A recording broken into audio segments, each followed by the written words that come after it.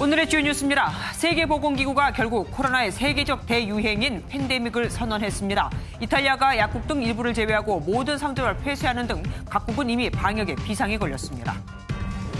트럼프 미국 대통령이 유럽발 여행객을 30일간 입국 금지한다고 밝혔습니다. 한국에 대해선 상황이 개선되면 여행 제한을 재평가하겠다고 밝혀 조기 해제 가능성을 시사했습니다. 도로 콜센터와 관련한 신규 확진자가 콜센터가 있는 11층이 아닌 다른 층에서도 나와 109명이 됐습니다. 대구에서는 콜센터 확진자 수가 57명으로 파악됐는데 이 중 10명이 신천지 신도였습니다. 이미 5명의 확진자가 나온 해양수산부에서 오늘 무더기로 추가 확진자가 발생했습니다. 세종청사에서의 집단 감염 우려가 커지고 있습니다. 8여 년 만에 사이드카가 발동되는 등 주식시장이 크게 요동쳤습니다. 내수는 물론 수출까지 타격을 입을 수 있다는 우려에 올해 1%대 성장이 현실화될 것이라는 전망까지 나옵니다. 황교안 미래통합당 대표가 공천 지역 6곳을 재심의해달라고 요구한 데 대해 김용호 공관위원장이 2곳을 수용했습니다. 컷오프됐던 민경욱 의원이 인천 연수을에서 경선 기회를 얻었고 대구 달서갑에서는 이두와 홍석준 후보 간 경선이 치러지게 됐습니다.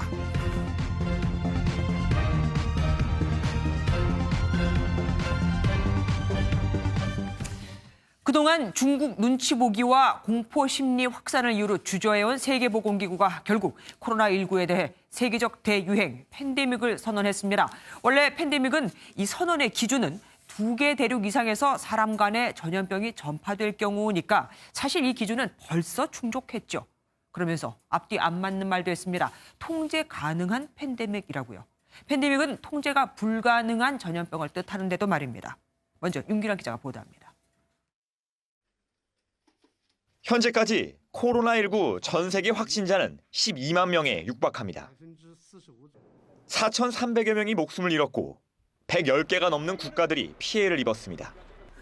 이런 가운데 세계보건기구 WHO가 코로나19에 대해 결국 세계적 대유행병, 즉 팬데믹을 선언했습니다. 중국에서 첫 환자가 보고된 이후 70여일 만입니다. And by the alarming levels of inaction.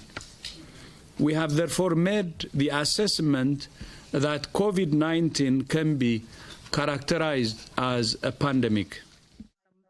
거브러여수스 사무총장은 앞으로 며칠, 몇 주 동안 확진자와 사망자, 피해 국가의 수가 훨씬 더 증가할 것으로 예상했습니다. 하지만 우리나라 등을 언급하며 바이러스가 통제 가능하다고 설명했습니다. China and the Republic of Korea have significantly declining epidemics. 그동안 많은 전문가들이 코로나19가 이미 팬데믹 단계에 접어들었다고 경고했던 만큼 WHO가 늑장 대응을 했다는 비난은 피하기 어려워 보입니다. 마땅한 대응 없이 낙관적인 전망을 하면서 전 세계 유행을 자초했다는 지적도 나오고 있습니다. 한편 팬데믹이 선포되자 어제 하루 반짝 반등했던 뉴욕 증시가 다시 폭락하는 등 세계 경제가 직격탄을 맞고 있습니다. MBN 뉴스 윤기란입니다. 세계보건기구가 팬데믹, 대유행을 선언하면 뭐가 달라질까요? 사실 팬데믹 선언은 법적 의미가 없는 건 물론 새 조치가 부과되는 것도 아닌 그냥 상징적인 겁니다. 각국 정부는 이제 코로나의 확산을 인정하고 차단보다는 치료와 억제에 초점을 맞추게 되죠. 하지만 팬데믹, 이 용어를 사용하는 것만으로도 각국은 여행이나 무역에 대해 좀 더 엄격한 제한과 비상조치에 들어갈 수 있습니다. 세계은행은 과거 에볼라 사태 때 개발도상국 등을 돕기 위해 설립한 3억 2천만 달러의 팬데믹 기금을 방출할 수도 있죠. 세계보건기구의 대응 계획에 따르면 팬데믹 선언 이후 세계 각국은 국가 차원의 의료 제도와 시설, 인력을 총동원해야 합니다. 국가는 개인에게 보호 장부를 배포하고 보건계획에 따라서 항바이러스제와 기타 의약품의 보급을 시행해야 하는 거죠. 비상에 걸린 각국 정부들은 어떤 조치들을 취하고 있는지 권영범 기자가 알아봤습니다. 코로나19 확산을 막기 위해 전국 이동 제한령이라는 초강수를 둔 이탈리아에 이번에는 전국 상점 휴업령이 내려졌습니다. 주세페 콘테 이탈리아 총리는 현지 시각 어제 대국민 담화를 통해 최소 2주간 생필품 판매 업소를 제외한 모든 상점에 휴업령을 내리겠다고 밝혔습니다. 그러면서도 식료품을 구매하기 위해 서두를 필요는 없다고 강조했습니다. 바이러스 확산 거점인 롬바르디아 등 이탈리아 북부 지역 주지사들을 중심으로 제기된 상점 폐쇄 요청을 중앙정부가 받아들인 겁니다. 앞서 폰타나 주지사는 바이러스가 현재 속도로 계속 퍼지면 시스템이 더는 지탱하지 못할 것이라고 경고했습니다. 세계 각국도 대처 수위를 올리고 있습니다. 미국에서 가장 많은 감염자가 나온 워싱턴주는 250명 이상 모이는 집회를 금지했고 뉴욕 주지사는 직접 사회적 거리 두기를 강조했습니다. You're always within 6 feet of a person. So we really need to take more aggressive actions. 쿠웨이트는 현지 시각 내일부터 모든 항공편 운항을 금지해 외국인 출입국 전면 중단에 나섭니다. MBN 뉴스 권용범입니다. 트럼프 미국 대통령은 한 달간 유럽에서 오는 여행객의 입국을 금지하겠다고 발표했습니다. 우리나라에 대한 입국을 제한하지 않았는데요. 오히려 상황이 개선되면 현재 시행되고 있는 미국인의 한국 여행 제한 경보를 완화하겠다고 밝혔습니다. 배준우 기자입니다. 도널드 트럼프 미국 대통령이 현지 시각 11일 영국을 제외한 유럽 국가들에 대해 13일부터 30일간 입국을 금지하겠다고 밝혔습니다. To keep new cases from entering our shores, we will be suspending all travel from Europe to the United States for the next 30 days. 미국 내 코로나19 확진자가 1,000명을 넘어서고 사망자도 32명에 달하는 등 확산이 계속되자 강력 조치에 나선 겁니다. 트럼프 대통령은 유럽이 중국 등 코로나19가 심각한 지역으로부터의 입국을 막지 못해 방역에 실패했다며 입국 제한 조치의 배경을 설명했습니다. 이번 조치로 입국이 제한되는 유럽 국가는 이탈리아와 독일, 프랑스 등 26개국입니다. 우리나라에 대해선 대구 경북 지역의 여행 금지, 이외 지역엔 여행 재고가 내려져 있는데 상황이 개선되면 조기에 해제할 수 있다고 말했습니다. We are monitoring the situation in China and South Korea, and as their situation improves, we will reevaluate the restrictions and warnings. 외교부는 미국이 우리나라의 출국자 검역 강화 대책과 방역 체계 등을 높이 평가한 것 같다며 국제 동향을 계속해서 예의주시하겠다고 밝혔습니다. MBN 뉴스 배준우입니다. 우리나라는 현재 중국, 이탈리아, 이란 등 6개 나라 국민에 대해 특별 입국 절차를 적용하고 있는데 여기에 5개 나라가 추가됩니다. 문재인 대통령은 코로나 사태가 생각보다 시간이 더 걸릴지 모른다며 참을성 있게 대응하자고 밝혔습니다. 최종락 기자입니다.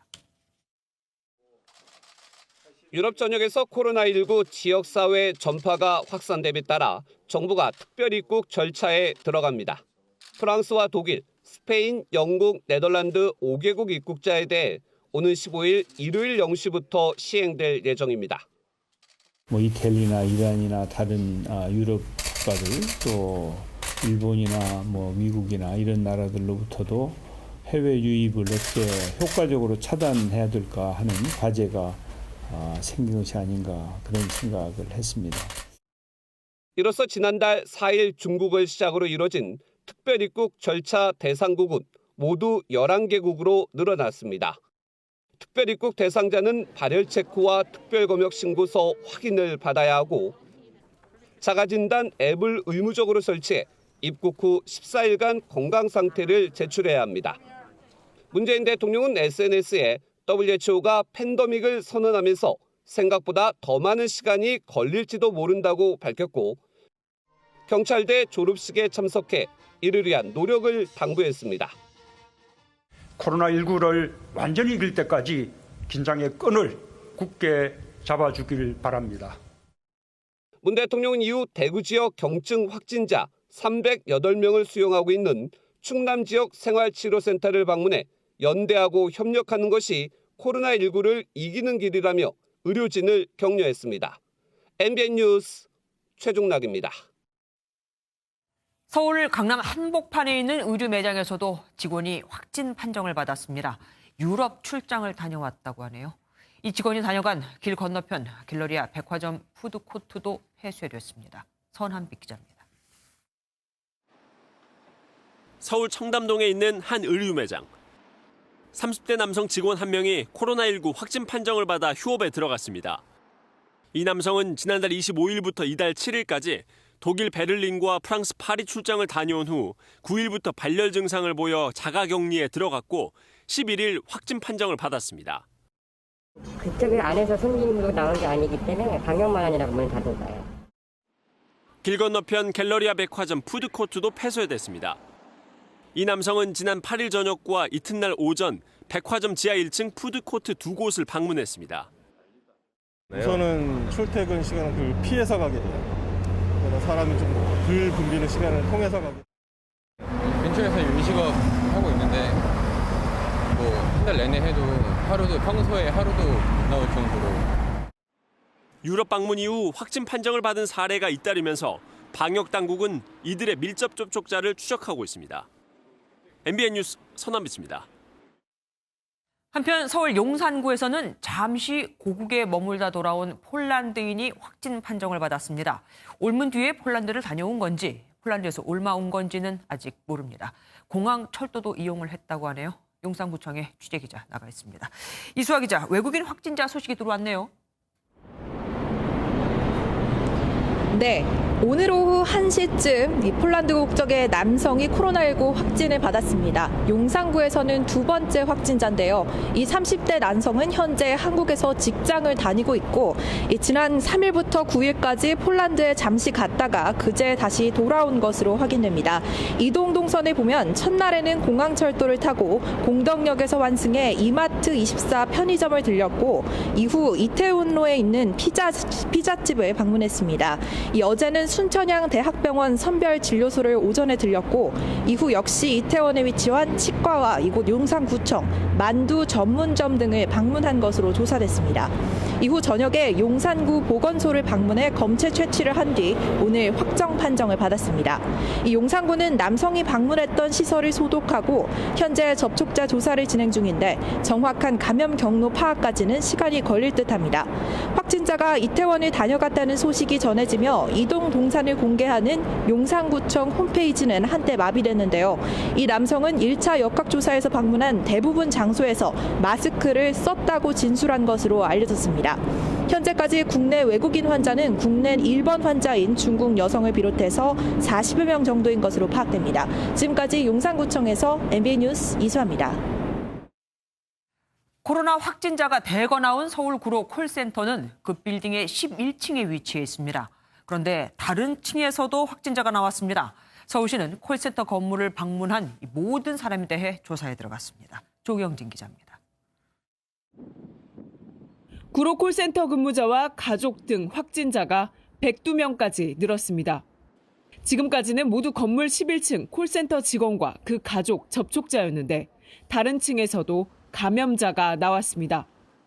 건물 9층과 10층에서 근무한 20대 여성과 30대 남성이 추가로 확진 판정을 받았습니다. 현재 코리아 빌딩 1층부터 12층까지 영업시설은 전면 폐쇄됐고 13층부터 19층 오피스텔 거주민은 출입 때마다 발열 검사가 진행 중입니다. 서울시는 콜센터 건물을 포함한 주변 지역을 감염병 특별지원구역으로 지정하고 경찰청 등과 협력해 콜센터 방문객을 전수조사하고 있습니다. 구로 콜센터 확진자 발생 경향이 가족과 확진자 접촉을 통해서 확산되는 흐름이 뚜렷하기 때문에 코리아 빌딩 방문객에 대한 휴대폰 통신 접속 기록을 확인해서 전수조사를 하겠습니다. 또 각각의 기초자치단체가 확진자를 파악하면 서울시 역학조사단이 동행하지 않아도 즉시 조사에 나설 수 있도록 했습니다. MBN 뉴스 조경진입니다. 대구에선 오늘 다시 확진자 수가 감소세로 돌아섰습니다. 일희일비하면 안 되겠지만 일단은 반가운 소식이죠. 대구시청에 취재기자 나가 있습니다. 이현재 기자, 대구 지역 확진자 수가 두 자릿수로 줄었다고요. 대구 콜센터에서도 신천지 교인이 있었다던데 어떻게 된 일입니까? 네, 어제 0시에서 오늘 0시 사이 하루 동안 대구에서 73명의 추가 확진자가 발생했습니다. 지난달 25일 이후 가장 적은 수치인데 대구시 누적 확진자 수는 5,868명을 기록했습니다. 대구 시내 콜센터 66곳의 근로자 8천여 명을 전수조사한 결과 13곳에서 57명이 발생한 것으로 파악됐습니다. 오늘 브리핑 내용 들어보시죠. 이들은 대부분 기발표된 확진자 명단에 포함된 것으로 파악되고 있습니다. 콜센터 확진자 중 10명이 신천지 교인으로 파악되었습니다. 역학조사 결과가 다 나온 건 아니지만 대구 콜센터도 신천지에 의한 집단 감염으로 보인다는 게 대구시의 설명입니다.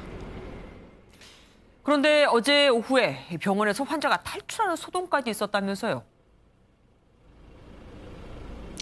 네, 대구 동산병원에서 일어난 일입니다. 어제 오후 5시 15분쯤 80대 확진자가 간호사의 감시가 소홀해진 틈을 타 병원을 빠져나갔습니다. 치매 증상이 있는 것으로 알려진 해당 확진자는 약 2시간 만에 경찰에게 발견돼 병원으로 다시 이송됐습니다. 지금까지 대구시청에서 MBN 뉴스 이현재입니다. 대구시가 경찰과 함께 신천지 대구교회에 대한 첫 행정조사에 들어갔습니다. 정확한 교인 명단과 집단 거주지 등 자료를 은폐했다는 의혹 때문입니다. 심우영 기자입니다. 대구시 공무원과 역학조사관 등 200여 명이 교회 연문을 통해 내부로 들어갑니다.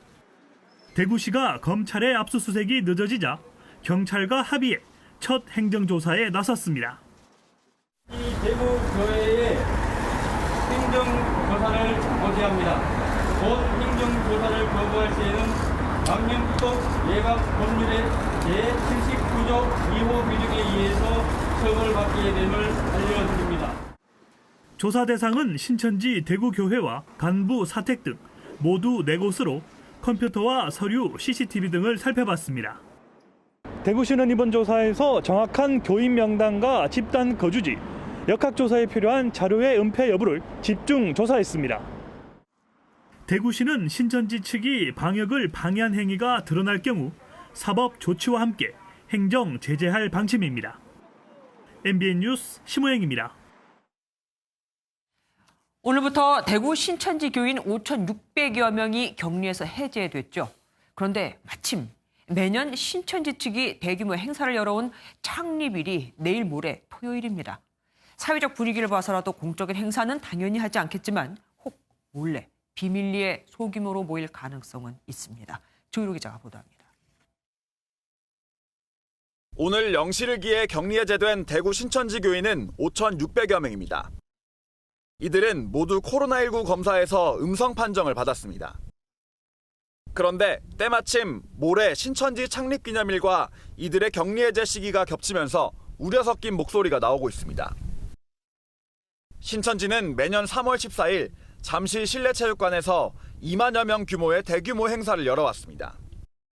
대회를 통해서 집결을 하고 마음을 하나로 모으고 과연 여기가 하나님 나라고 천국 교훈하는 것을.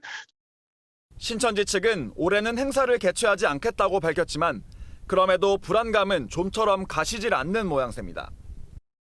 보시는 것처럼 현재 신천지 교회는 전부 폐쇄된 상태입니다.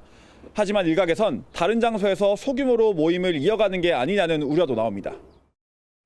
실제로 각 지자체엔 신천지가 제출한 명단에 없는 신천지 시설에 대한 제보가 속속 이어지는 상황. 지속적으로 계속 들어오고 있습니다. 이미 거의 다 폐쇄가 됐다고 보면 맞을 것 같습니다. 대구시를 비롯한 각 지자체와 방역당국은 신천지 교인들의 모임과 집회를 예의주시할 방침입니다. MBN 뉴스 조유로입니다. 전국 신천지 피해자 연대가 이만희 신천지 총회장을 사기 등의 혐의로 추가 고발했습니다. 이들은 신천지 교인으로 활동하면서 가정도 제대로 돌보지 못했고 잘 다니던 직장까지 그만두게 됐다며 노동력을 착취당했다고 주장했습니다. 강세영 기자입니다. 청와대 분수대학 광장에 전국 신천지 피해자 연대 회원들이 일주일 만에 다시 모였습니다. 지난 5일 이만희 신천지 총회장과 고위 간부 2명을 횡령 등의 혐의로 고발한 데 이어 이번에는 이 총회장을 사기 혐의 등의 이유로 고발한 겁니다. 대한민국에서 종교 사기로 인한 피해 가족들의 고통이 울음소리가 이젠 끝나야 합니다. 이 자리에선 신천지 활동 당시 노동력을 착취당했다는 전 교인의 주장도 나왔습니다. 아침 8시부터 밤 11시나 되어야 집에 돌아가는 생활을 2019년 9월까지 약 6년간 하면서 신천지의 전일자로 일하면서 수입도 없이 고액의 헌금을 해야만. 피해자 연대는 전도 압박으로 직장까지 그만둬야 했다는 전 교인의 증언 등을 내세우며 형사고발과 함께 손해배상 청구 소송도 진행할 방침입니다. 이에 대해 신천지 관계자는 법정에 가게 되면 대응하겠다라고만 밝혔습니다. 앞서 고발건이 수원지검에 배당된 가운데 검찰이 곧 신천지 고위 관계자를 소환할 가능성도 나오고 있습니다. MBN 뉴스 강세현입니다. 정부가 발표하는 0시 기준으로 국내 확진자는 7,869명입니다. 어제 하루 114명이 늘었죠. 지난달 29일 909명을 기록한 이후 추가 확진자는 주는 추세입니다. 하지만 산발적 집단 감염과 2, 3차 감염 같은 여러 변수 탓에 한시도 마음을 놓을 수가 없습니다. 1,000만 명 가까이 사는 서울은 지난 4일 0시까지 100명 미만이었던 확진자가 8일 만에 212명으로 늘기도 했죠. 정부는 고위험 사업장을 집중 관리할 방침입니다. 콜센터, 노래방, PC방, 스포츠센터, 종교시설, 클럽, 어학학원이 그 대상이죠. 분당 재생병원에서 코로나19 확진을 받은 뒤 명지병원으로 옮겨 치료를 받던 80대 남성이 숨졌습니다. 수도권에서 내국인이 숨진 건 이번이 처음입니다. 이동석 기자가 보도합니다. 경기도 성남시 분당 재생병원에서 코로나19 확진 판정을 받았던 80대 남성이 숨졌습니다.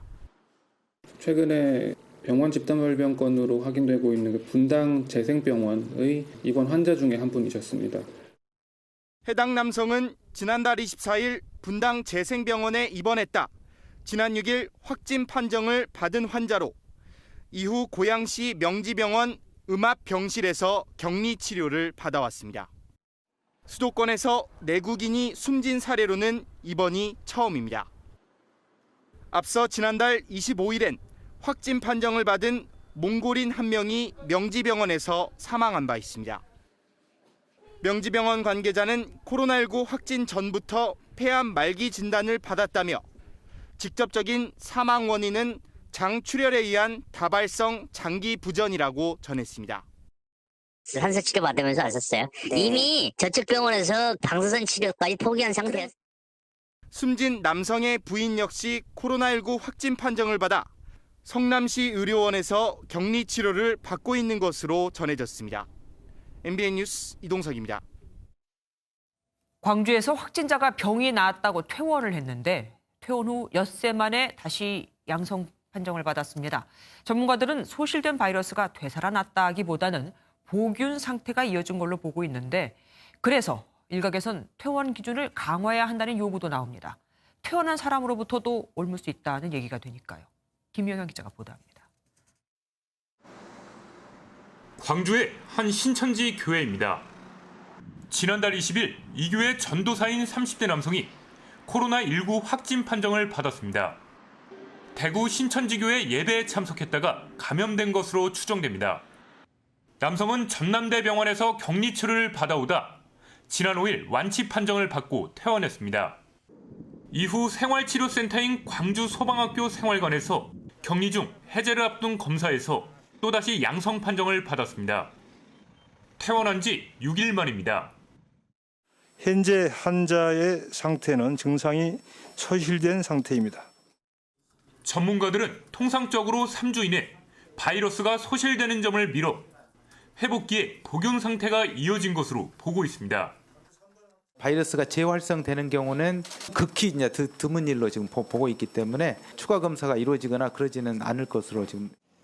해당 남성은 자가격리 중 생활수칙을 위반한 정황이 포착돼 경찰의 조사를 받고 있습니다. MBN 뉴스 김영현입니다. 데이트 폭력으로 현행범 상태로 체포된 남성이 코로나 의심 증세를 보여 지구대에서 석방됐습니다. 지침에 따라 보건소로 곧장 보내진 건데 접촉하는 경찰들까지 치안센터에서 격리돼야만 했습니다. 허위 진술이었다면 이 남성은 더 큰 처벌을 받아야겠죠. 김보미 기자가 단독 보도합니다. 순찰차 한 대가 도로 위를 지나가고 구급차 한 대가 골목을 지나갑니다. 서울의 한 주택가에서 살려달라는 여성의 비명이 들린다는 내용의 신고를 받고 출동하는 모습입니다. 20대 남성 A씨가 여자친구를 폭행한 건데 경찰은 A씨를 특수상해 혐의로 현행범 체포했습니다. 여자 소리가 들렸거든요. 비명소리가 살려주고 또 남자가 야 이런 소리가 듣고 잠잠을 잤는데 좀 있다가 경찰차 소리. 하지만 경찰은 얼마 못 가 A씨를 지구대에서 석방해야만 했습니다. A씨가 기침을 하고 발열 증세를 호소했는데 측정해보니 37도가 넘게 나왔기 때문입니다. 심지어 A씨는 직장 동료가 코로나19 의심 환자로 자가격리된 상태라며 병원에 가야 한다고 진술한 것으로 알려졌습니다.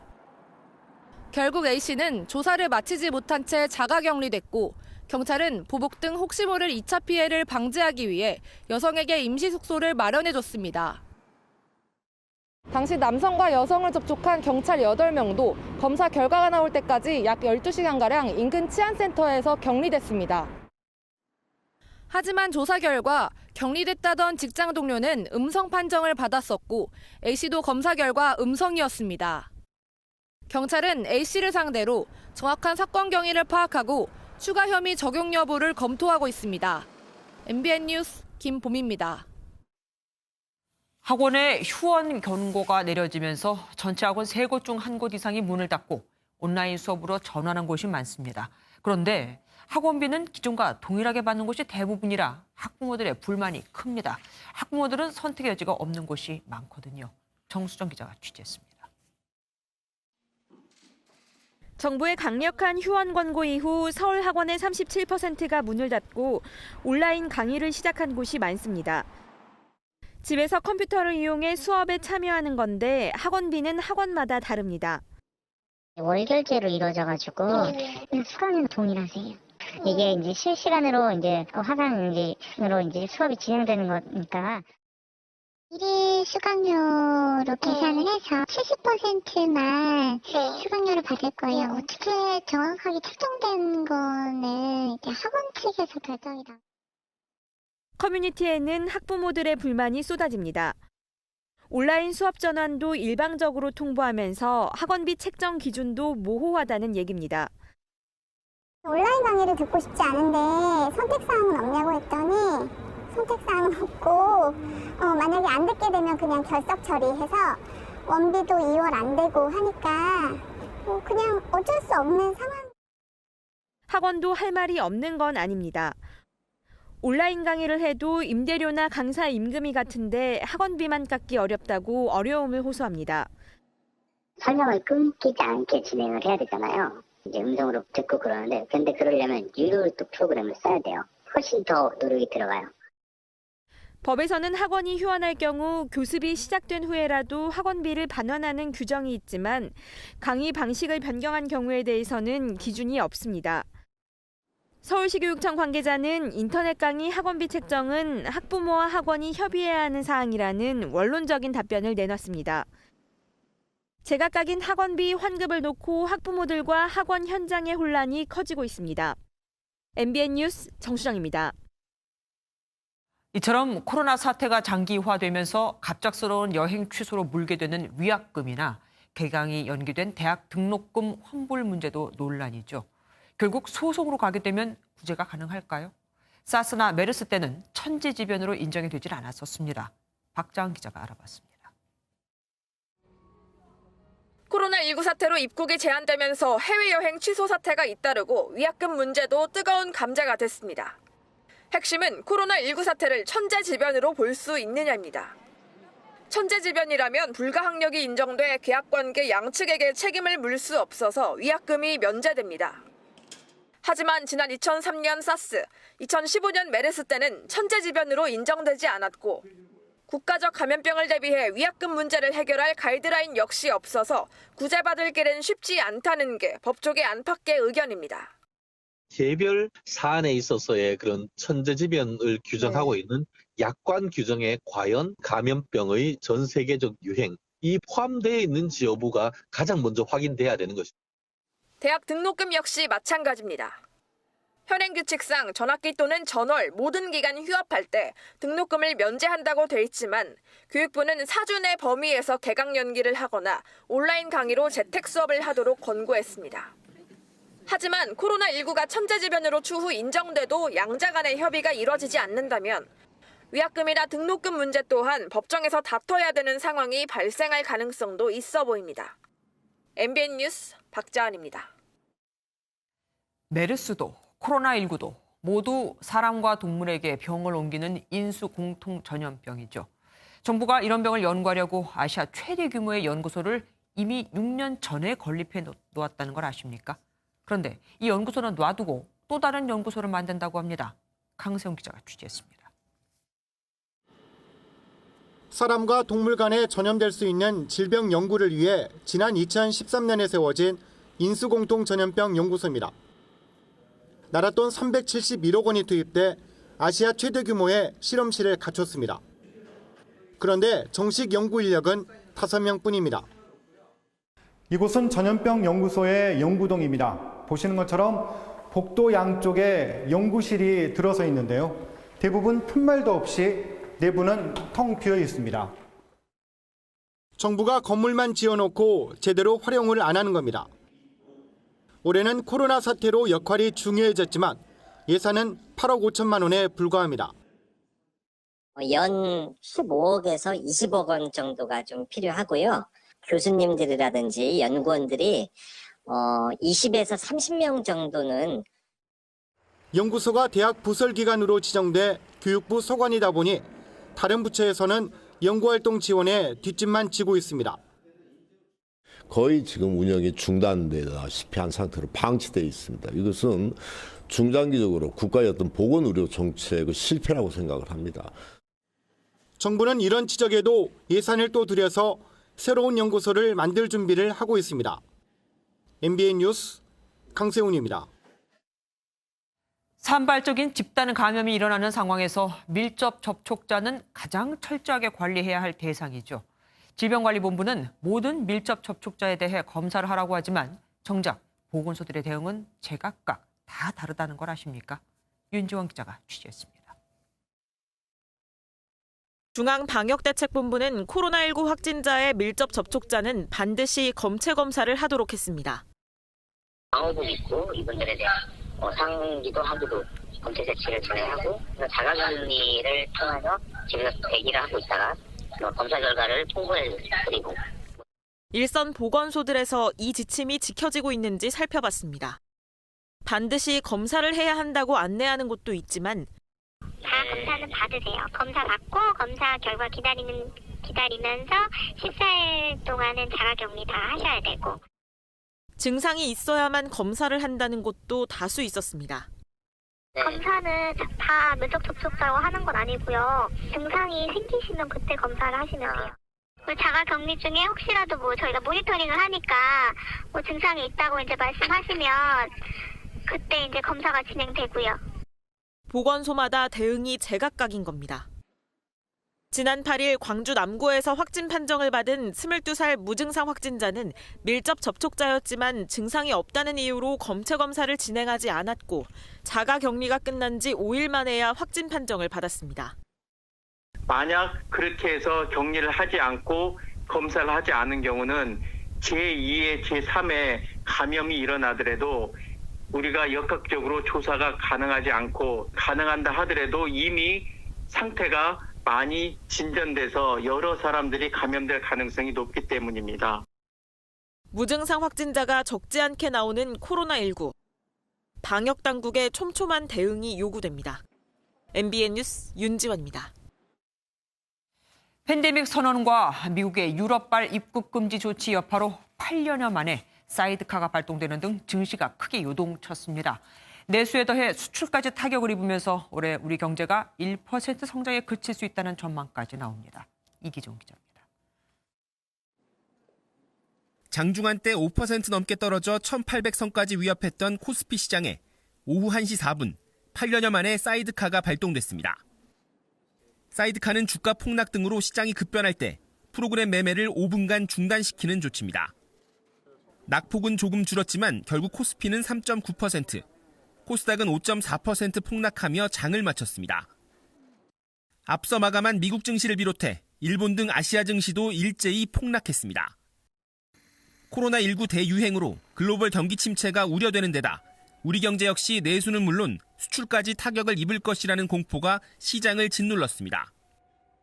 글로벌 투자은행 골드만삭스가 한국의 올해 경제 성장률을 한 달 만에 0.6%포인트 낮춘 1%로 전망했고 43곳의 경제기관 전망 평균 역시 1.8%로 낮춰졌습니다. 미국과 영국 등이 앞다투어 경기 부양을 위한 금리 인하에 나선 가운데 한국은행도 다음 달 금리 인하 가능성을 강하게 시사했습니다.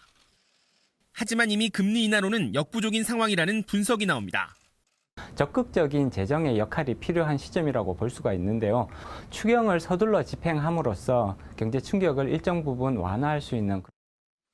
이런 가운데 대한상공회의소는 추경의 대폭 확대와 임시 공휴일 지정 같은 특단의 경기 부양책이 필요하다는 의견을 정부에 전달했습니다. MBN 뉴스 이기종입니다. 코로나 여파로 하늘길이 끊기면서 당연히 해외 출국 고객이 줄었고 해외 출국자에게만 물건을 팔 수 있는 면세점들은 장사를 할 수가 없죠. 대기업도 버티기 힘든 상황에 영세 소상공인들은 그야말로 고사 직전입니다. 정부가 이들을 돕겠다고 했지만 정부 지원금은 마스크보다 더 받기가 힘들다고 합니다. 서영수 기자입니다.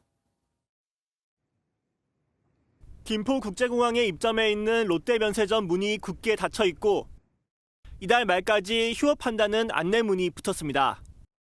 동남아와 일본 등을 주로 취항하던 김포공항 국제선이 하루 20여 편에서 한두 편으로 급감하면서 손님이 뚝 끊겼기 때문입니다. 관광객이 뚝 끊기면서 면세점 경영난이 심각해지고 있습니다. 중소기업, 대기업 구분 없이 모두 마찬가지입니다. 대기업은 휴업으로 버티기에 들어갔지만 영세 상인들의 상황은 더 심각합니다. 카센터를 운영하는 이성민 씨. 손님이 10분의 1로 줄면서 월세조차 내기 힘들어졌는데 어렵사리 신청한 정부 지원금은 신용 등급이 낮다는 이유로 세 차례나 거절당했습니다. 신용 상태라든지 재정 상태라든지 그런 걸 보기 때문에 소상공인이 가서 대출 받기가 너무 힘들어요. 지금 그런 상태면은 길면 3개월 문 닫을 수 있어요. 실제 정부의 정책자금 신청 건수는 11만 건을 넘어섰지만 심사에만 2, 3개월이 걸리는 데다 기준도 깐깐해 실제 집행은 10%에도 미치지 못하고 있습니다. 자영업자들이 길거리에 나앉은 뒤에 지원금이 나오는 게 무슨 소용이냐고 하소연하는 이유입니다. MBN 뉴스 서영수입니다. 요즘 SNS 등에선 신천지 교인이 운영한다는 가게 명단이 돌고 있는데 그 자체도 문제지만 실제 신천지 신도가 아니라면 너무 억울하겠죠. 하지만 정작 소문 유포자는 아니면 말고 식입니다. 게다가 처벌 수위도 낮아서 피해자들만 울어야 합니다. 신용식 기자가 취재했습니다. 강원도 원주에서 빵집을 운영하는 신영호 씨. 지난달 말 빵집으로 신천지 교인이 맞냐는 전화를 받고 대수롭지 않게 생각했는데 곧바로 맘카페와 SNS에 사실처럼 내용이 퍼졌습니다. 답답한 마음에 해명 현수막까지 내걸었지만 하루 평균 500명이 다녀가던 빵집은 이제 손님 구경하기가 힘든 지경입니다. 매출 감소는 당연하고요. 업체들 피해가 엄청나게 크죠. 주문을 못하고 있어요. 인근에서 카페를 운영 중인 정수연 씨도 비슷한 피해를 겪었습니다. 경찰에 신고해 유포자는 잡았지만 정 씨는 더욱 분노할 수밖에 없었습니다. 가게에 와보신 적도 없고 이제 뭐 연관성이 아예 없으신 분이라 몰라서 그랬다라는 말이 너무 무책임하지 않나. 허위사실 유포로 인한 업무방해 혐의는 최고 5년 이하의 징역에 처할 수 있지만 대부분 벌금형에 그친다는 게 법조계의 설명입니다. 아니면 말고식의 루머가 코로나 사태로 가뜩이나 힘든 피해자들을 두 번 울리고 있습니다. MBN 뉴스 신용식입니다. 건설업계는 진퇴양난에 빠졌습니다. 일을 안 하자니 공사 일정을 못 맞추고 일을 하자니 감염 우려가 높거든요. 실제로 코로나에 감염된 근로자가 16명이나 나왔습니다. 공사 현장은 근로자들 사이에 밀접 접촉이 불가피하죠. 정주영 기자입니다. 경기 평택시의 아파트 건설 현장. 출입구에서 체온을 재고 손세정제를 수시로 쓰는 등 현장 근로자들의 모든 관심은 코로나19 예방에 쏠려 있습니다. 자칫 한 명이라도 감염되면 공사 일정 차질이 불가피하기 때문입니다. 코로나19 예방을 위하여 현장에 분무기로 소독을 하고 있으며 손소독제 비치와 현장 작업자 마스크를 착용하고 있습니다. 이 같은 노력에도 코로나19 바이러스는 전국의 건설 현장을 서서히 파고들고 있습니다. 지난달 21일 경북 성주군을 시작으로 건설 현장 8곳에서 근로자 16명이 감염된 것으로 확인됐습니다.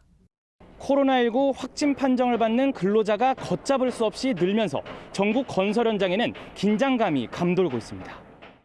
결국 정부가 지원 방안을 내놨습니다. 자금난을 겪는 건설업체에는 1.5% 저금리로 긴급 특별대출을 해주고 코로나19로 공사가 중지되면 공사기간을 조정하는 등의 내용입니다. 이 위기를 극복할 수 있고 또 안전한 사업장으로 거듭날 수 있도록 함께 지혜를 모아주시기 바랍니다. 건설업계는 이번 방안을 환영하면서도 침체된 시장에 활력을 불어넣을 대책은 쏙 빠졌다며 실효성에 대해선 의견이 엇갈리는 분위기입니다. MBN 뉴스 정주영입니다. 세계보건기구가 코로나19의 세계적 대유행을 의미하는 팬데믹을 선언했죠. 우리나라 방역 정책에도 변화가 있을까요? 사회부 박호금 기자와 알아보도록 하겠습니다. 어서 오십시오. 팬데믹이 선언됐습니다. 그럼 우리나라의 코로나 방역, 그 대응에도 뭐가 좀 달라집니까? 네, 우리나라의 방역 대책에 특별한 변화는 없다고 방역 당국은 밝혔습니다. 네, 지역사회의 전파를 차단하고요. 그리고 외국으로부터 추가 유입을 억제하는 현행 대응 기조는 그대로 유지가 됩니다. 다만 방역 당국은 최근 콜센터나 스포츠 시설 등 밀집된 닫힌 공간에서 집단 감염이 증가하고 있어서 이런 사업장에 대해서 집중 관리를 하겠다고 밝혔습니다. 뭐 이미 할 수 있는 모든 비상체제는 가동하고 있다, 뭐 그건 것 같아요. 그럼 구체적으로 더 어떻게 관리를 하겠다는 겁니까? 네, 이런 밀집 사업장의 관리 책임자를 지정하겠다는 겁니다. 네, 그래서 그 책임자로 하여금 손 세정제 등의 개인 위생 비품을 충분히 비치하도록 하고 또 손을 자주 씻도록 하고 그리고 닿는 곳은 소독하고 주기적으로 환기를 시키는 등 환경 위생 관리를 철저히 지키도록 하겠다는 겁니다. 또 직원들에게 대해서도 하루에 2차례 발열과 호흡기 증상 유무를 확인하도록 할 방침입니다. 예, 콜센터 그 직원 확진자들이 대부분 지하철 등 대중교통을 이용했습니다. 그래서 사람들이 굉장히 불안해하고 있는데 정말 그렇게 불안해하는 게 맞는 겁니까? 네, 방역 당국의 설명에 따르면 같은 지하철이나 버스를 이용했다고 해서 감염 가능성이 높은 건 아니다.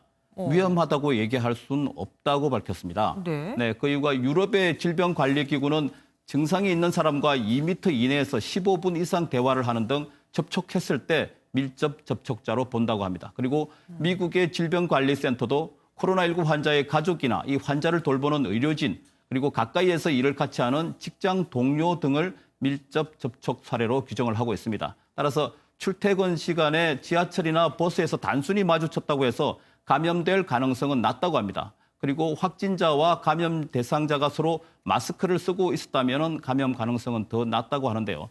그래서 방역 당국의 확진자의 이동 동선을 공개할 때도 대중교통 접촉은 빼고 식당 등 밀접 접촉이 발생한 장소 위주로 공개해왔다는 겁니다. 한마디로 그런데 그 1분 이내에 엘리베이터에서 마주쳤던 사람이 옮기도 했잖아요. 네네. 그건 방역 당국의 설명에 따르면은 택시는 또 다르다고 합니다. 지하철하고 또 버스와는 택시와는 다르다고 설명을 했는데요. 택시에서 승객끼리 또는 승객과 기사 사이에 가까운 거리에서 상당한 시간이 흘렀다면 어느 정도 감염 가능성이 있다고 합니다. 공간이 좁기 때문이 그런데요. 따라서 엘리베이터도 좁은 공간이기 때문에 바이러스가 남아있을 수 있고 이용자 간의 거리가 가깝기 때문에 위험성은 더 크다고 할 수 있겠습니다. 예, 요즘 콜센터 등 집단 감염이 이어지고 있지만 근데 전반적으로 봤을 때는 확진자가 좀 감소 추세입니다. 그런데 사망자가 늘고 있어요. 네, 방역 당국도 이 사망자 줄이기에 역점을 두고 있다고 인정을 했습니다.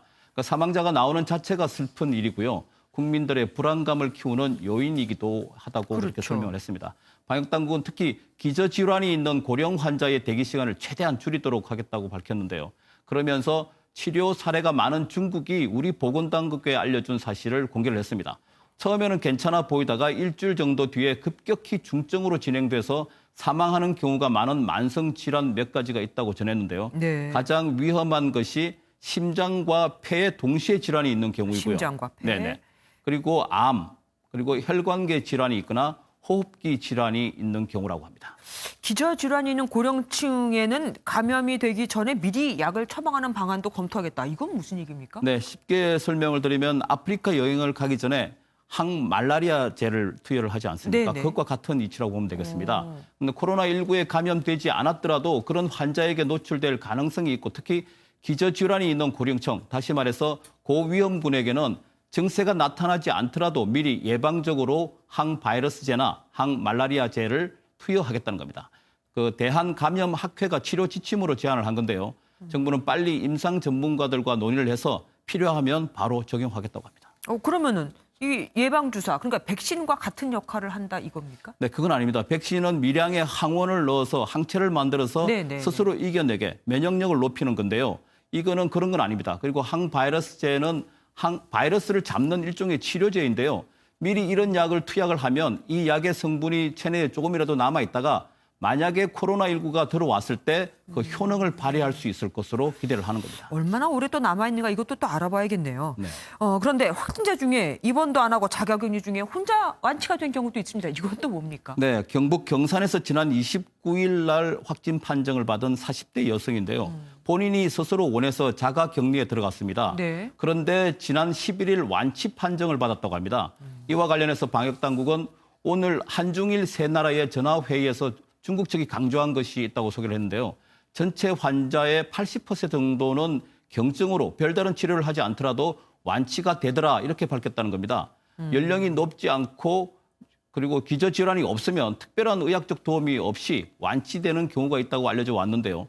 우리나라에서도 그런 사례가 나오고 있다고 방역당국은 설명을 했습니다. 문제는 이 80% 안에 내가 들지 않을 수 있다는 것 때문이겠죠. 오늘 말씀 여기까지 듣겠습니다. 감사합니다.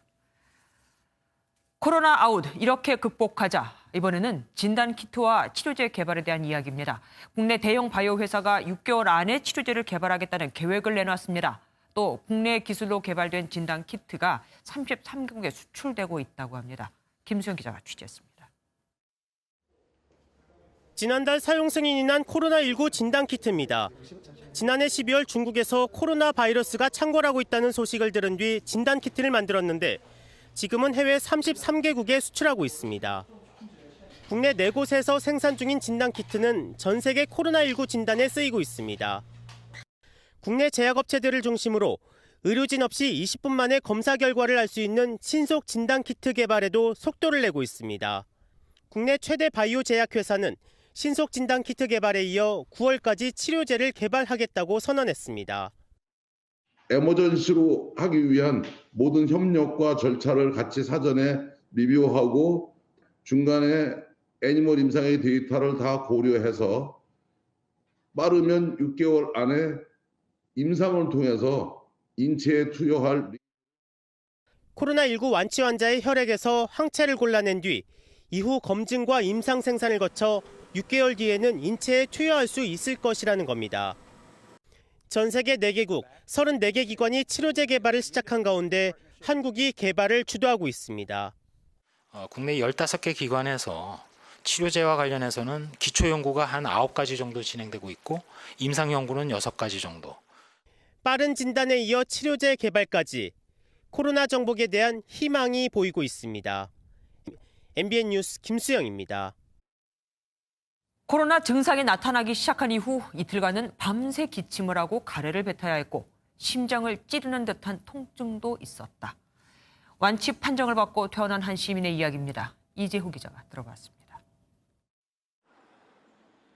대구에 사는 송명희 씨는 코로나19 확진 판정을 받고 지난 5일 성남시 의료원에 입원했습니다. 입원 전까지 기침과 가래가 심해 잠을 이루지 못할 정도로 괴로운 통증에 시달렸습니다. 기침은 죽으라고 나고 가래하고 밤새도록 나오다시피 했어요. 잠안씩 못 자가만 눈이 퉁퉁 부었더라고. 심장을 찌르는 듯한 통증까지 발생했지만 의료진의 도움으로 상태는 조금씩 호전됐고 일주일 만에 퇴원할 수 있었습니다. 가슴이 막 이래 꿍꿍 울리잖아, 그지? 가슴이 우리하더라고요.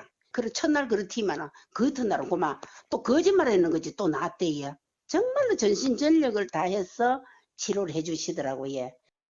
현재 이곳 성남시 의료원에는 19명의 확진자가 치료를 받고 있습니다. 의료진들은 24시간 이들을 보살피며 긴장의 끈을 놓지 않고 있습니다. 환자들 중에는 갑작스럽게 호흡곤란으로 진행되는 경우들이 있기 때문에 저희 의료진들은 24시간 대기하면서 감염병으로 인한 통증을 환자 스스로 견디긴 어렵지만 이를 돕는 의료진의 노력이 코로나19를 함께 이겨내고 있습니다. MBN 뉴스 이정입니다. 코로나가 확산되고 있는 미국에선 청문회 때 왜 한국만큼 검사를 빠르게 못하는 거냐는 질타가 쏟아졌습니다. 한 의원은 한국에 가서 드라이브스루 검사를 받고 싶다고까지 말했다고 합니다. 강대혁 기자입니다.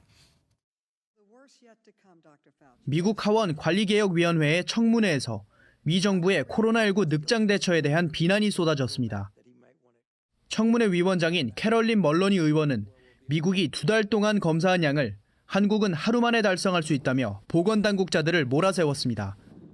The U.S. has tested approximately 4,900 people so far. In contrast, South Korea has already tested almost 200,000 people. Why are we so far behind Korea in testing and reporting? 또 다른 의원은 인구당 코로나19 진단 테스트 비율을 비교했습니다.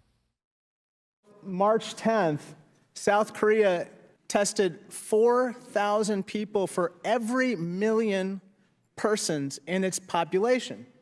And we are at 15 people for every million people in this country. That's a response, a testing response that's almost 300 times more aggressive. 미국 존스 홉킨스 대에 따르면 현지 시각 11일 밤 기준 미국 전역의 확진자 수는 총 1,281명입니다. 지난 4일까지 108명에 그쳤던 확진자가 일주일 사이 10배 이상으로 뛴 겁니다. 코로나19 확산에 따른 위기감 고조로 미 보건당국의 발빠른 대처를 요구하는 목소리가 높아지고 있습니다. MBN 뉴스 강대엽입니다.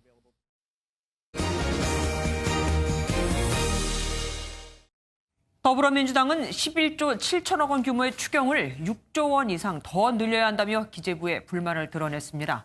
권영진 대구시장과 이철우 경북지사는 직접 국회를 찾아 긴급 생계자금 지원을 호소했습니다. 조창훈 기자입니다. 여당인 더불어민주당은 11조 7천억 원 규모의 정부 추경안은 코로나19 대응에 충분치 않다며 증액을 요구하고 있습니다. 국회 심의 과정에서 6조 원 이상 늘려 20조 원 규모의 추경 예산안을 마련하겠다는 겁니다. 증액 사항들 약 6조 3천억 원에서 6조 7천억 원 규모에 이르는데 최소한 이런 정도의 증액 예산은 반드시 반영될 수 있기를 기대합니다. 국가 부채 비율 증가를 이유로 난색을 표하는 기재부에 대해 이해찬 대표는 이례적으로 강한 불만을 드러낸 것으로 전해졌습니다. 이인영 민주당 원내대표는 추경 예산 증액을 위한 여야 회동을 제안했지만 심재철 미래통합당 원내대표는 예결위를 먼저 거쳐야 한다며 거절했습니다. 이런 가운데 코로나19 직격탄을 맞은 권영진 대구시장과 이철우 경북지사는 국회를 찾아 지원을 호소했습니다. 우리 정부와 국회가 대구 경북을 특별 재난 지역으로 선포하고 추경에 이분들을 위한 긴급 생계자금, 생존자금을 직접 지원의 형태로. 권 시장은 상황이 급박한 만큼 3개월 동안 취약계층에 월 52만 원, 자영업자에 월 100만 원을 지원해달라고 요청했습니다. MBN 뉴스 조창훈입니다. 총선을 한 달여 앞두고 공천 막바지에 접어든 더불어민주당이 경선을 둘러싼 잡음으로 시끌시끌합니다. 비례연합정당에 참여할지 말지를 묻는 전당원 투표 결과는 내일 오전에 나옵니다. 정말 답은 정해져 있다는 답정너일까요? 박유영 기자입니다. 더불어민주당 곳곳에서 공천을 둘러싼 파열음이 커지고 있습니다. 경선에서 탈락한 삼선 유승희 의원은 당대표실 앞에서 피켓 시위를 벌이며 부정선거 의혹을 제기했습니다. 당이 이렇게 됐어. 왜 이렇게 망가졌어? 당대표 뒤에서 국회의원 못 들어가요? 아니, 예? 현직 국회의원인데 왜 못 들어가게 돼 있어? 유 의원은 경쟁자인 김영배 서울 성북갑 후보와 경선 여론조사를 실시한 업체와의 유착설을 주장하며 재경선을 요구했지만 당은 오늘 김 후보를 최종 확정했습니다. 광주와 전북 등 일부 지역도 고소고발전으로 혼란스러운 모습입니다. 전북 남원, 임실, 순창 지역 경선에서 진 박희승 예비후보는 재심을 신청하고 허위사실 유포 혐의로 지역 신문사 대표를 검찰에 고발했습니다. 광주 광산을에 공천받았다가 다시 경선을 치르게 된 박시종 예비후보도 당의 재경선 결정이 부당하다며 법적 조치를 예고했습니다. 민주당은 경선도 경선이지만 우선 결정 시한이 코앞으로 다가온 비례정당 문제에 신경을 곤두세우고 있습니다. 민주당은 비례연합정당에 참여할지를 묻는 전당원 투표를 진행 중인데 내일 오전 6시 투표가 완료되면 최고위를 거쳐 결과를 발표한다는 계획입니다. MBN 뉴스 박영입니다. 통합당에서는 황교안 대표가 이미 공천이 끝난 지역 6곳에 재심의를 요구했는데 김용호 공관위원장이 이 중 2곳을 수용했습니다. 김종인 전 더불어민주당 비상대책위 대표를 영입하기 위해 그의 조건을 받아들인 거라는 분석도 있습니다. 우정환 기자입니다. 황교안 미래통합당 대표가 공천 작업에 제동을 걸고 공천관리위원회에 6곳의 재심의를 요청했습니다. 국민 눈높이에 맞지 않는 이런 공천에 대해서는 우리가 깊은 심려를 같이 공유했고, 재심의 요구 대상에는 유승민계 민현주 전 의원이 공천받은 인천 연수을과 사천 논란이 불거졌던 대구 달서갑, 서울 강남을 등이 포함됐습니다. 이를 두고 황 대표와 김용호 공관위원장 간의 갈등설이 제기되면서 김 위원장은 재심의 요구 8시간 만에 일부 수용 의사를 밝혔습니다. 이에 따라 민 전 의원이 공천을 받았던 인천 연수을은 민경욱 의원과 경선 지역으로 변경됐고, 이두화 전 의원이 공천 티켓을 받았던 대구 달서갑은 홍석준 전 대구시 경제국장과 경선으로 후보를 결정하게 됐습니다. 이기는 공천, 그리고 쇄신 공천, 이 2가지 큰 틀에서 우리가 벗어나지 않는 차원에서 결정을 했습니다. 이 같은 재심의 결정은 그동안 공천 변경을 요구해온 김종인 전 더불어민주당 비상대책위원회 대표를 영입하기 위한 명분 쌓기라는 분석도 나옵니다. 김 전 대표는 MBN과 통화에서 도와줄 필요가 있다고 느꼈을 때 가는 거라며 조건이 맞으면 갈 수 있다는 뜻을 내비쳤습니다. 공천을 두고 황 대표와 김 위원장 간 갈등의 불씨가 남은 가운데 김 전 대표의 마지막 선택에도 새로운 변수가 될 걸로 보입니다. MBN 뉴스 우종환입니다. 미래통합당 공천에서 탈락한 홍준표 전 자유한국당 대표가 결국 대구에서 무소속 출마를 선언했습니다. 아빠 찬스 논란으로 불출마를 선언했던 문희상 국회의장의 아들 석균 씨는 의정부 갑에 무소속 출마하는 것으로 가닥을 잡은 것으로 전해졌습니다. 전정인 기자입니다. 공천 탈락에 반발하며 황교안 대표에게 바로잡아줄 것을 요청했던 홍준표 전 자유한국당 대표. 황 대표가 아무런 답을 하지 않자 미래통합당 탈당을 선언했습니다. 무소속 출마를 밝힌 홍 전 대표는 경남 양산을을 포기하고 지역구를 대구로 옮기기로 했다고 밝혔습니다. 이제 양산에서 제가 물러섰음에도 미래통합당 후보가 패배한다면 이는 전적으로 당 지도부와 공관위원장의 책임입니다. 지역구와 관련해선 통합당 현역 의원이 있는 곳은 출마하기 곤란하다고 밝혀 대구 수성갑으로 자리를 옮긴 주호영 통합당 의원의 지역구인 수성을 출마가 유력하게 거론되고 있습니다. 지역구 세습 공천 논란이 일었던 문희상 국회의장의 아들인 문석균 더불어민주당 의정부갑 상임부위원장은 무소속 출마로 가닥을 잡고 막판 고심을 이어가고 있습니다. 문 부위원장은 MBN과의 통화에서 아직 최종 결심을 하지는 않았지만 전략 공천에 대한 반발 여론이 들끓고 있어 무소속 출마에 무게를 두고 있다고 밝혔습니다. 무소속 출마가 현실화되면 의정부감은 오영환 민주당 후보와 경선이 진행 중인 통합당 후보, 홍문종 친박신당 대표를 포함해 4파전으로 치러질 가능성이 제기됩니다. MBN 뉴스 전정인입니다. 매일경제와 서울대학교 병원이 함께한 코로나19 아웃 공동협력 마스크 전달식이 오후 2시에 서울대학교 병원에서 열렸습니다. 매일경제는 국가중앙병원으로서 전력을 다하는 서울대학교 병원 교직원들에게 마스크 5,000개와 교양서적을 후원했습니다.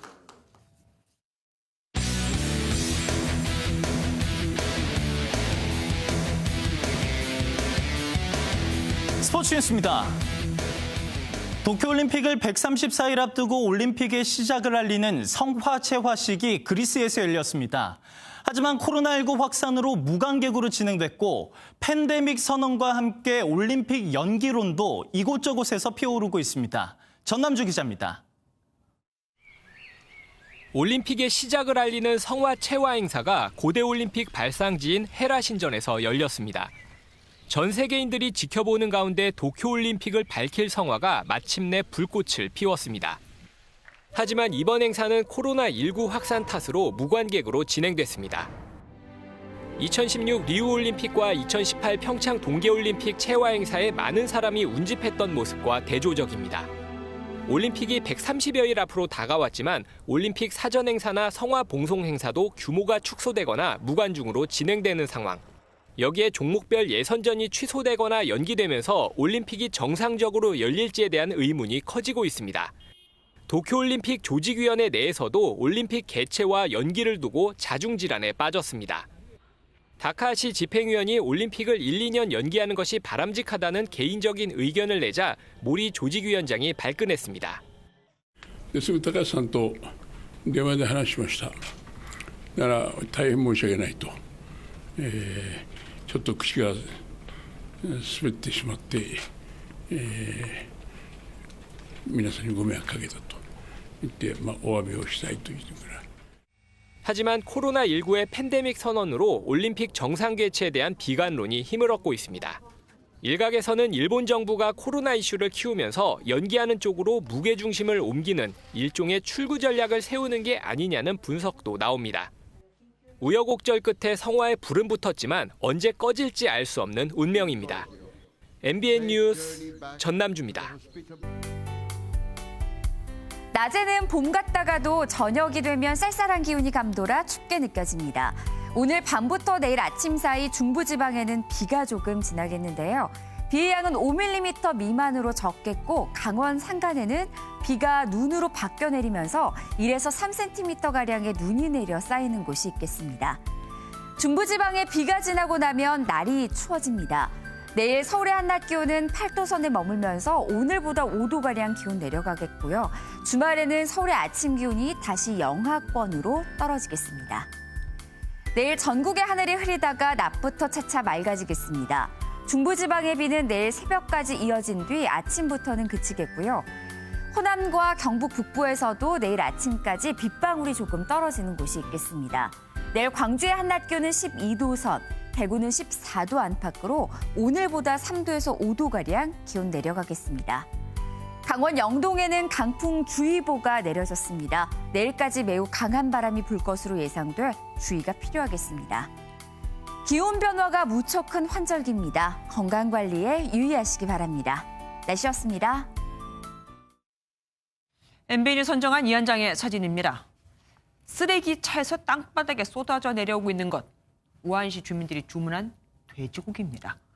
한 달째 외부와의 출입이 봉쇄돼 주문을 할 수밖에 없던 건데 쓰레기차로 실어다 던지니 주민들이 격분할 수밖에요. 바로 전날은 시진핑 주석이 코로나 발병 이후 처음으로 우한을 방문했었죠. 나라님이 방문을 하면 뭐합니까? MBN 종합뉴스 여기서 마치겠습니다. 함께해 주신 여러분 고맙습니다.